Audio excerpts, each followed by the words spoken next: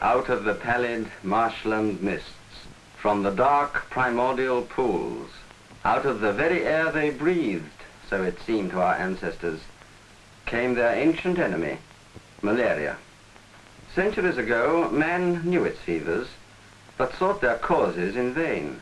In China, they were described as the fever demons, the headache demons, and the demons of shivering chill. Wise men tried to cast them out, but malaria remained the great scourge, destroying more of the human race than any other disease.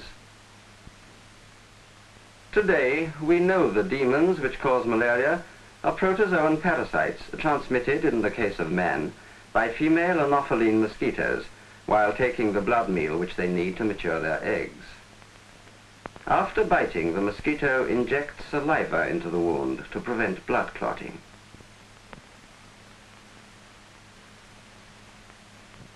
Lying in the salivary glands are sporozoites, the infective forms of the malaria parasites. Minute, sickle-shaped bodies with one or more dots of nuclear chromatin. As saliva starts to flow, the sporozoites are carried into the body of the intermediate host. For half an hour, they may be found in the circulating blood. Then, for 4 days, they disappear. Probably they take refuge in the liver, because in a new form, they can be seen there 4 days later.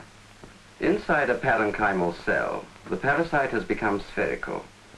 It is now called a schizont, because its nuclei increase by asexual division. Day by day, the dividing nuclei increase in number, and the parasite grows larger, thrusting aside the nucleus of the liver cell. And by the 7th day, there are at least 1,000 nuclei. But although the schizont has enlarged the invaded cell, the surrounding liver tissue does not react. Around each nucleus, a cytoplasm now condenses, forming within the liver cell many tiny bodies called merozoites. Between the 8th and 12th days after the bite, the schizont ruptures, setting free a mass of merozoites into the liver sinusoids. Phagocytes invade the area and quickly engulf many of the parasites. The survivors part company. Some re-enter fresh liver cells, and there begin similar cycles. The first and subsequent unpigmented asexual cycles in the liver are called pre-erythrocytic and exo-erythrocytic respectively, to distinguish them from the pigmented asexual cycle in the blood, which is now initiated by the majority of liberated merozoites. These latter parasites quickly spread throughout the body, causing in man the clinical symptoms typical of malaria. These amoeba-like merozoites, still with a single nucleus, move in the plasma among the red cells. Eventually they cling to host cells and, as far as we know, penetrate them.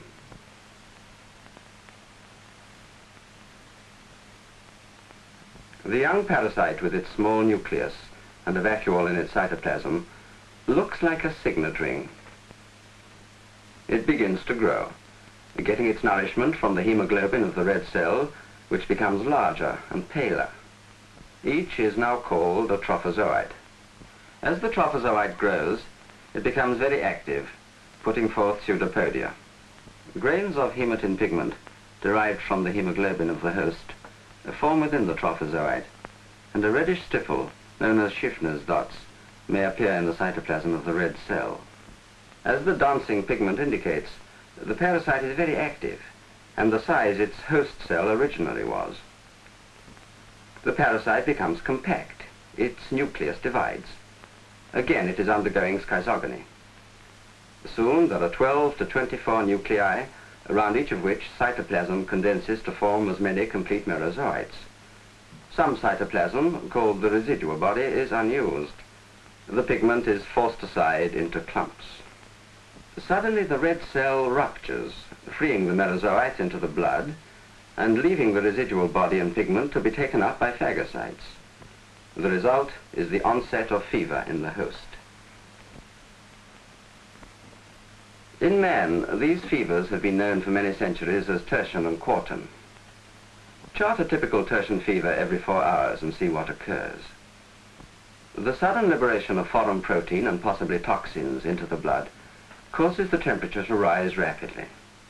As the parasites grow, the fever reaches its peak and falls, causing a feeling of intense chill. After 48 hours or so, new parasites are released. So every 3rd day the fever recurs, hence tertian.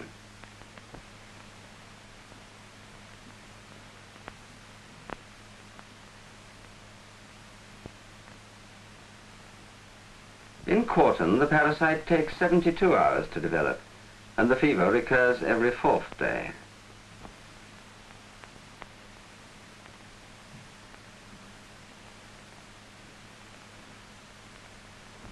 In new infections, the initial fever may be irregular, because merozoites from the liver can give rise to unsynchronized broods of parasites by entering the blood from 8 to 12 days after the bite. As schizogony becomes synchronized, however, the fever assumes the typical intermittent form. If more than one brood is in action, schizogony may occur at 24-hour intervals, causing a daily or quotidian fever, which usually reverts in time to tertian or quartan. Although treatment or immunity destroys the blood forms, it may fail to suppress the EE cycle in the liver. Later, months or even years later, these EE forms may reinfect the blood, causing the relapses characteristic of malaria.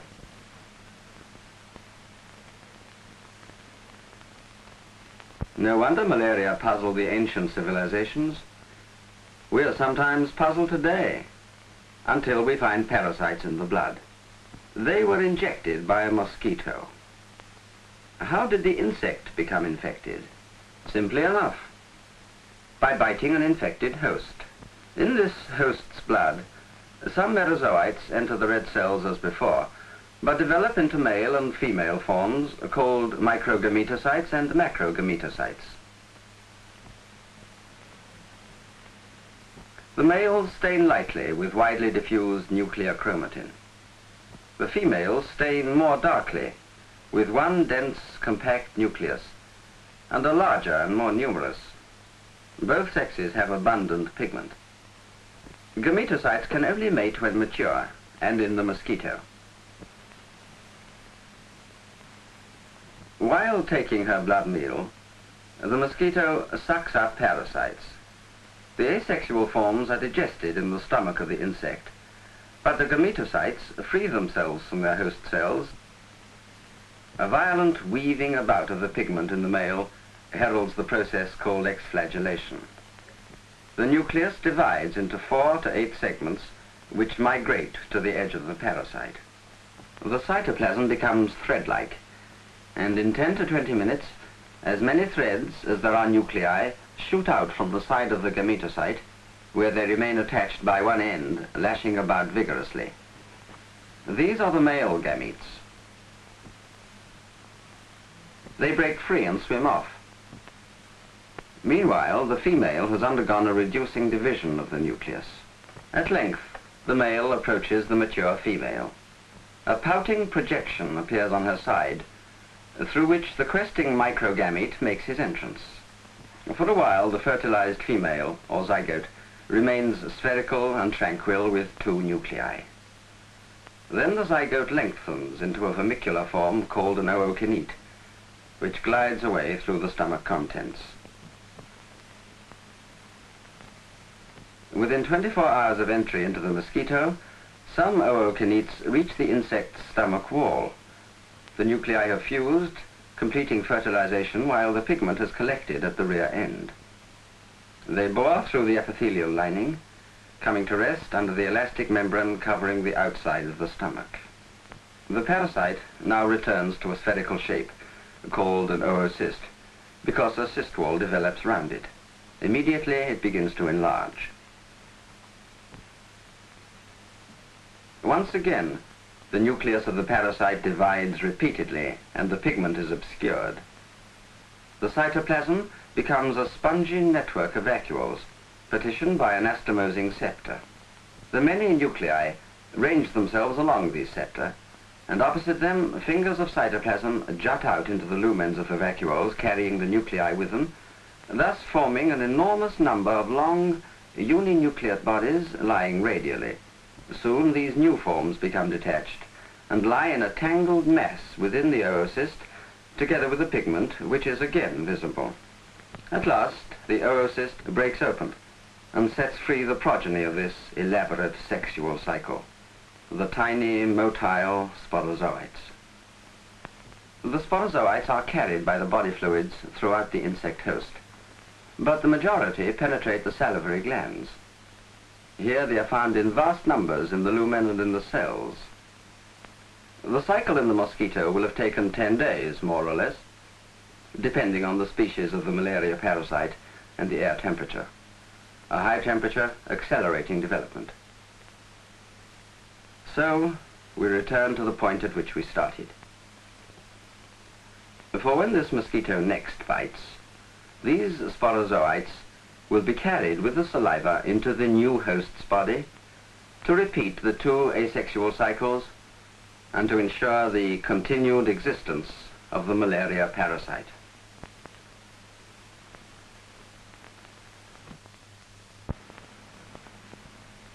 Wherever Anopheline mosquitoes can breed and spread malaria, a shadow is cast over the world. Hundreds of thousands of people, probably millions, perish every year. In the hot, damp tropics of India, Africa, and the East Indies and the New World, malaria is a perpetual menace to mankind. In the warmer subtropics and Mediterranean climes, the disease remains all too common. In the temperate regions live a few species of mosquito which can carry parasites, and where the earth is always cold, in dry deserts, the oceans, and the highest mountains, malaria is unknown.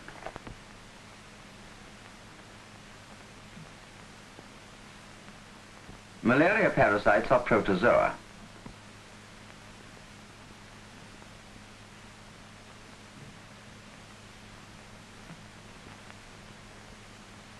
In one of 2 families of a suborder, we find the genus Plasmodium, which contains species which attack reptiles, birds, and mammals, including mankind.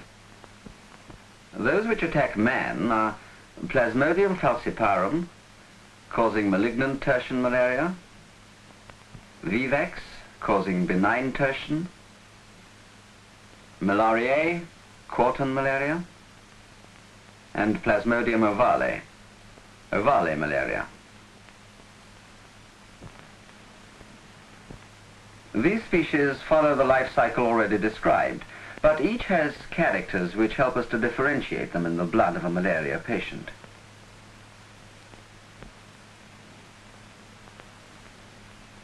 Infected blood can sometimes present a very confusing picture. Parasites may be found at every stage of development.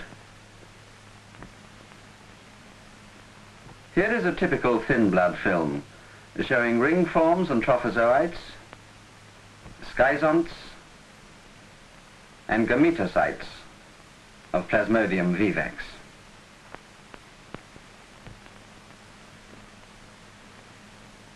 Furthermore, parasites of more than one species may be present. Here is a mixture of vivax and falciparum, shown in this instance in a thick film.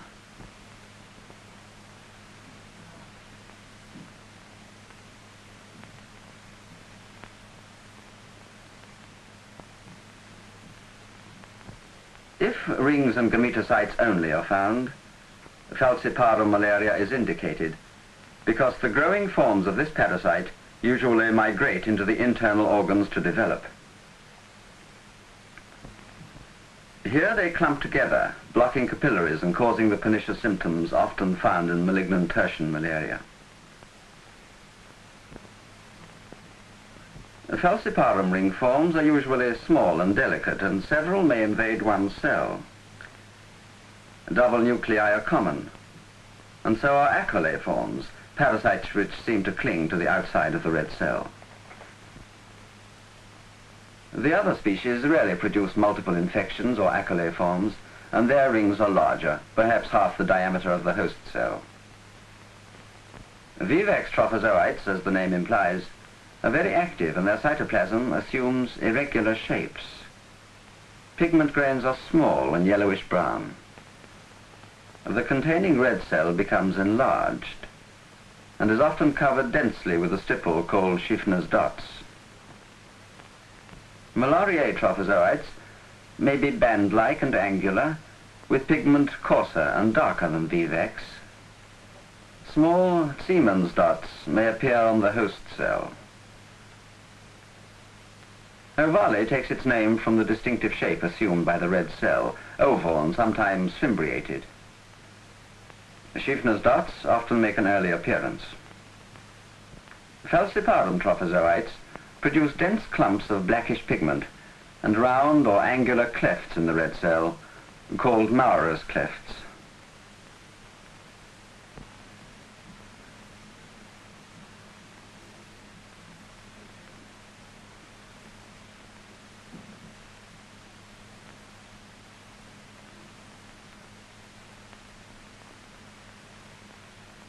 In maturity, vivax grows larger than a normal red cell, and the schizont divides into 12 to 24 merozoites. 16 is a fair average. Malariae, which just about fills its host, and ovale, which is slightly smaller, produce from 6 to 12 daughter parasites, often symmetrically arranged like a rosette.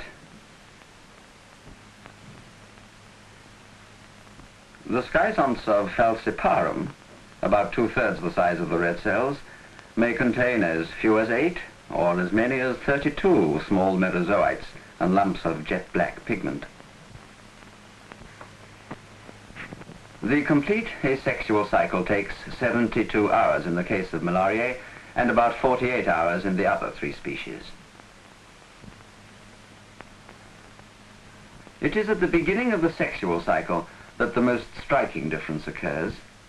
The FALCIPARUM parasite takes its name from its distinctive crescent-shaped gametocytes. Their presence in the blood identifies malignant tertian malaria with certainty.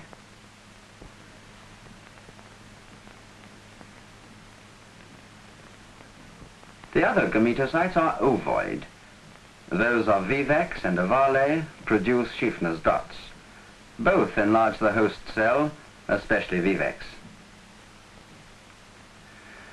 So much for the variation among the species. Finally, having returned to the start of gametogony, let's briefly repeat the life cycle by way of recapitulation. The gametocytes develop in the blood and pass to the mosquito. The male exflagellates, producing microgametes. The mature female is fertilized by a microgamete. The vermicular ookinete is formed. It burrows through the wall of the insect's stomach and becomes encysted. The oocyst grows and sporozoites form within it. It bursts, releasing them into the salivary glands. The mosquito bites the vertebrate and injects sporozoites. They enter the host's liver. Here they grow rapidly, releasing many merozoites. These merozoites re-enter the liver or attack erythrocytes in the blood. Feeding on the red cells, the plasmodia develop from ring forms into schizonts and rupture, releasing daughter parasites. And so the infection increases. Unless treatment is given, more and more red cells are destroyed. The vitality of the host is sapped. And if Plasmodium falciparum is the cause, malaria may claim another human victim.